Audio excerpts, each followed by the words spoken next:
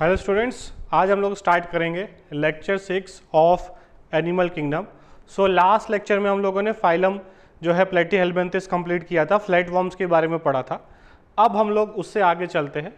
तो हमारा phylum Porifera complete हो गया, फाइलम निडेरिया, फाइलम टेनोफोरा, और लास्ट लेक्चर में हम लोगों ने फाइलम प्लेटीहेल्मिन्थस कंप्लीट कर लिया। ठीक है, अब दूसरे वर्म्स जिनका नाम है एस्केलमेंथिस, ठीक है, फाइलम एस्केलमेंथिस हम लोग यहाँ पर स्टार्ट करेंगे।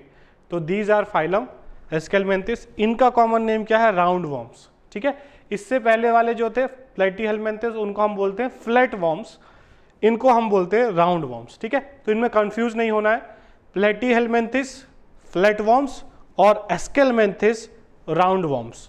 ठीक है, जनरल कैरेक्टर से स्टार्ट करेंगे हम लोग। Organ system level of organisation. ठीक है, इनके पास ऑर्गन सिस्टम लेवल ऑर्गेनाइजेशन होगा। ये एस्केरिस का एग्जांपल है, देख रहे हो आप। ये मोस्टली बायोलॉजिकल लैब में, ठीक है, प्रैक्टिकल के टाइम पे स्पॉटिंग जो होता है प्रैक्टिकल में उसमें दिया जाता है, पहचानने के लिए इसके बारे में लिखने को दिया जाता है।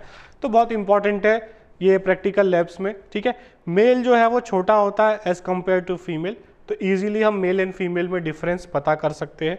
ये भी प्रैक्टिकल में बहुत बार पूछा जाता है कि कौन सा मेल है कौन सा फीमेल है। ठीक है, सिमेट्री जो हमें कौन सी मिलेगी? बायलैटरल सिमेट्री मिलेगी। ठीक है, जैसे एक ये वर्म है लोआ लोआ, ये आई वर्म, ये आई के अंदर तक पहुंच जाता है। ठीक है, इन्फेक्शन करता है आई का। उसके बाद ट्रिप्लोब्लास्टिक जर्मिनल लेयर्स हमको यहाँ पर मिलेंगी। ट्रिप्लोब्लास्टिक मतलब ये जो बाहर वाली लेयर है ये एक्टोडर्म होगी, बीच वाली लेयर जो है वो मेसोडर्म, और ये जो अंदर वाली लेयर है this is called as endoderm. तो तीनों लेयर यहाँ पर मिलेंगी। This is called as triploblastic animals. ठीक है, तो राउंड वर्म्स आर ट्रिप्लोब्लास्टिक, ये हमको यहाँ पर याद रख लेना है। उसके बाद दीज आर स्यूडोसीलोमेट, फॉल्स सीलम यहाँ पर हमें देखने को मिलेगा। ठीक है, यहाँ पर हमें क्या देखने को मिलेगा? फॉल्स सीलम देखने को मिलेगा यहाँ पर हमें। ठीक है, यहाँ पर आप देख रहे हो कि ये जो तीनों लेयर है उसके बीच में ये वाला जो स्ट्रक्चर है इसको हम बोलते हैं फॉल्स सीलम। ठीक है, तो दीज आर स्यूडोसीलोमेट। ठीक है, तीन तरह के ऑर्गेनिज्म होते हैं, एसीलोमेट, सीलोमेट, जिनके पास नहीं है वो एसीलोमेट, जिनके पास प्रॉपर है वो सीलोमेट, जिनके पास फॉल्स सीलम है, सीलम जैसा कुछ मटेरियल प्रेजेंट हो तो उसको हम बोलेंगे स्यूडोसीलोमेट। तो ये बहुत इंपॉर्टेंट है यहाँ पर। Aschelminthes, aschelminthes are pseudocoelomate. Direct question आएगा इन चारों में से कौन सा स्यूडोसीलोमेट है। ठीक है, या फिर उल्टा कि एस्केलमेंथिस आर, ऑप्शन दिए होंगे सीलोमेट, एसीलोमेट, स्यूडोसीलोमेट, नन ऑफ दीज। ठीक है, तो इस तरीके के क्वेश्चन आपको डायरेक्ट क्वेश्चन यहाँ पर हमें मिल सकता है। अब बात करें हैबिट और हैबिटेट की। एक्वेटिक भी हो सकते हैं, पानी में भी मिल सकते हैं, टेरेस्ट्रियल मतलब लैंड पे भी मिल सकते हैं, फ्री लिविंग भी हो सकते हैं, पैरासिटिक मतलब किसी दूसरे जानवर के ऊपर जो है पैरासिटिक हो सकते हैं, इन प्लांट्स एंड एनिमल्स। ठीक है, ये देख रहे हो आप एस्केरिस, इंटेस्टाइन के अंदर भी ये रहता है। ठीक है, ये फ्री लिविंग है, ये पानी में ऐसे ही रहता है। ठीक है, सी एलिगेंस ये भी एक टाइप का राउंड वर्म है। ठीक है, अब यहाँ पर देखो डाइजेस्टिव सिस्टम यहाँ पर कंप्लीट मिलेगा। ठीक है, अभी तक हमें किसी में भी डाइजेस्टिव सिस्टम कंप्लीट नहीं मिला।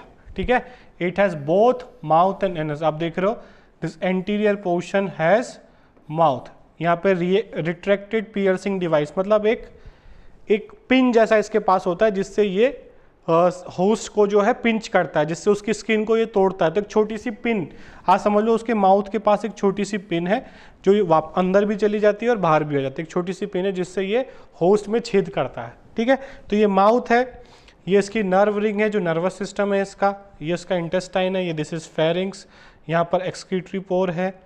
ठीक है, ये इसका ऊपर वाला जो है वो सीडोसीलम है।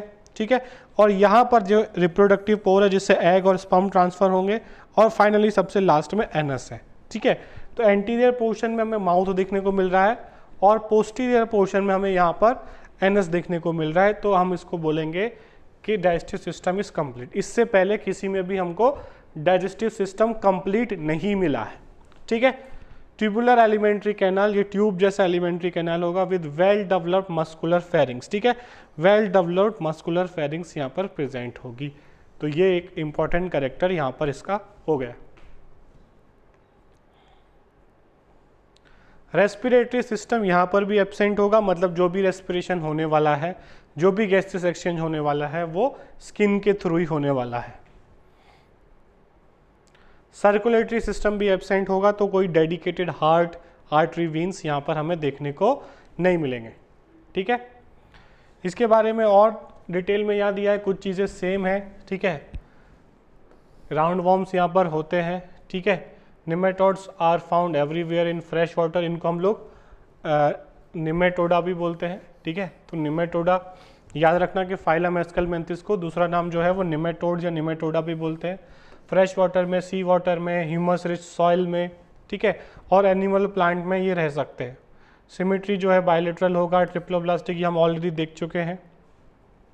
ठीक है, उसके बाद और क्या याद रखना है, यहाँ पर सीडोसिलोमिक फ्लूइड प्रेजेंट होता है। जो सीडोसिलोम है इनके पास, उसमें सीडोसिलोमिक फ्लूइड प्रेजेंट होता है। ठीक है, बाकी इसमें और कुछ नहीं देखना है हमको। और क्या पॉइंट यहाँ से लिखने, देखो सारे पॉइंट लिखने की ज़रूरत नहीं है जो मैं बता रहा हूँ, कुछ पॉइंट ऑलरेडी रिपीट हो रहे हैं, जैसे सर्कुलेटरी सिस्टम अनडेवलप्ड या एब्सेंट बोल सकते हो यहाँ पर। उसके बाद ये पॉइंट आपको लिख लेना है, nervous system comprise of circumpharyngeal ring, एक रिंग जैसा है, वही उसका ब्रेन का काम करता है। उसमें टेंगो रिसेप्टर्स, ठीक है, और amphids chemoreceptors are present on lips. ठीक है, तो ये प्रेजेंट है हमारे टेंगो रिसेप्टर्स, मतलब पेपिले जो है वो टेस्ट का काम करती है। ठीक है, टेस्ट के लिए, और एम्फिड कीमो रिसेप्टर जो है वो केमिकल्स को एनालाइज करने के लिए काम करेगा। ठीक है, उसके बाद excretory system is H shape of gland sales और इंट्रासेलुलर कैनाल, जिनको हम लोग प्रोटोनेफ्रिडिया या रैनेट सेल, ये बहुत इंपॉर्टेंट पॉइंट है, इसको आपको ज़रूर नोट डाउन कर देना है। ठीक है, जो पॉइंट के बारे में मैंने डिस्कस नहीं किया उसको आप छोड़ सकते हो, ये पॉइंट बहुत इंपॉर्टेंट है। Excretory system consist of H shape gland sales और इंट्रासेलुलर सेल्स, या फिर प्रोटोनेफ्रिडिया, ये बहुत कॉमन है प्रोटोनेफ्रिडिया, जिसमें रेनेट सेल्स प्रेजेंट हो। ठीक है, तो ये नाम हमको याद रखना है, मोस्टली प्रोटोनेफ्रिडिया और रेनेट सेल, ये पूछा जाएगा। एक्सक्रीटरी मटेरियल यहाँ पर अमोनिया रिलीज करते हैं। ठीक है, सेक्सेस आर जनरली सेपरेट, मतलब मेल एंड फीमेल अलग प्रेजेंट होंगे। ठीक है, male is smaller and female जो है वो थोड़ा साइज में बड़ा होगा मेल से।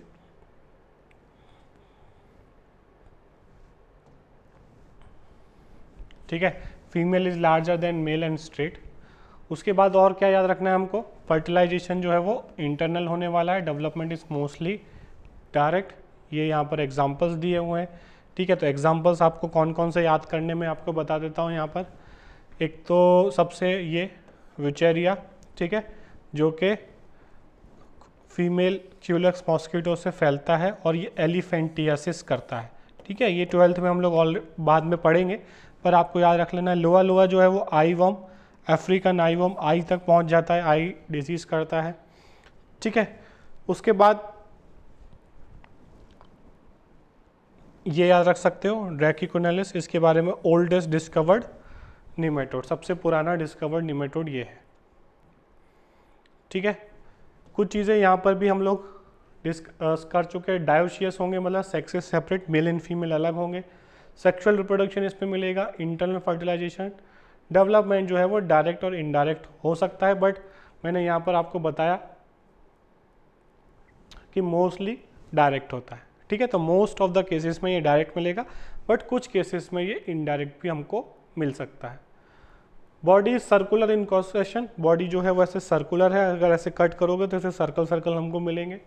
सिंक्टियल एपिडर्मिस, सिंक्टियल एपिडर्मिस मतलब जो एपिडर्मिस के सेल्स है उसमें मल्टी न्यूक्लिएटेड वो होंगे, एक सेल के अंदर एक से ज़्यादा न्यूक्लियस प्रेजेंट होंगे, उसको हम बोलते हैं सिंक्टियल एपिडर्मिस। ठीक है, मतलब एक सेल के अंदर जो एपिडर्मिस की लेयर है, जो स्किन की लेयर है, उनके अंदर एक से ज़्यादा न्यूक्लियस प्रेजेंट होंगे। थिक क्यूटिकल होगा, मतलब ऊपर की जो स्किन है वो काफ़ी थिक होने वाली है उसके प्रोटेक्शन के लिए। ठीक है, उसके बाद एक्सक्रीटरी ट्यूब प्रेजेंट होता है, जिससे बॉडी जो है वो वेस्ट को रिमूव करती है बाहर। Females are longer than males, ये ऑलरेडी बता चुका हूँ। ठीक है, ये एग्जांपल्स आप देख रहे हो, ये सारे जो है इसके एग्जांपल्स हैं।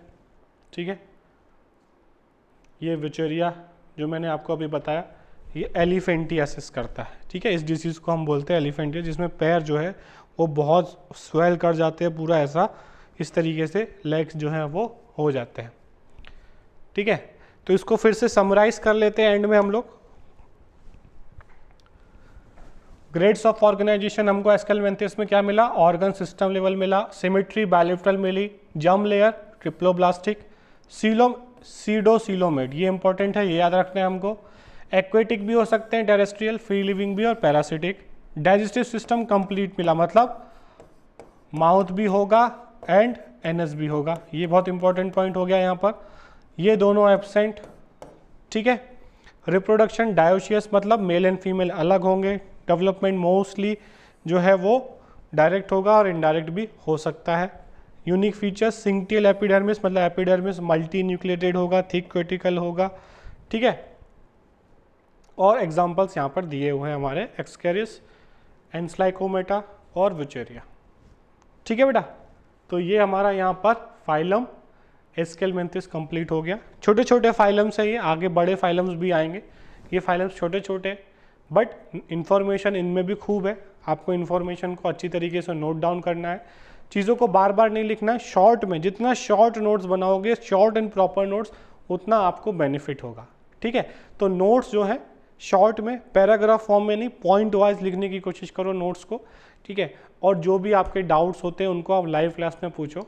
अब इसको आपने देख लिया यहाँ पर एस्केलमेंथिस, अब इसको आप एनसीईआरटी से भी रीड करो, एनसीईआरटी से रीड करो, डीपीपी से, मॉड्यूल से आप इसके क्वेश्चन सॉल्व करो, ठीक है। और जितने ज़्यादा क्वेश्चन सॉल्व करोगे उतना ईजी होता जाएगा आपके लिए ये चैप्टर, ठीक है। क्योंकि एनिमल किंगडम बहुत ज़्यादा याद करने वाला चैप्टर है, तो जितनी हर फाइलम में आप देख रहे हो कुछ नई नई चीज़ें आ रही हैं और वो याद करनी है, उसमें कोई लॉजिक नहीं लगा सकते। तो हर फाइलम की आप कोशिश करो जो लास्ट में मैं स्लाइड बताता हूँ एटलीस्ट वो तो याद हो जाए, जिसमें ऑलमोस्ट सारी चीज़ें रिविजिट हो जाती है, तो एक ही स्लाइड में आपका पूरा रिवीजन हो जाता है, ठीक है बेटा। अब नेक्स्ट फाइल हम स्टार्ट करेंगे in next class. Thank you.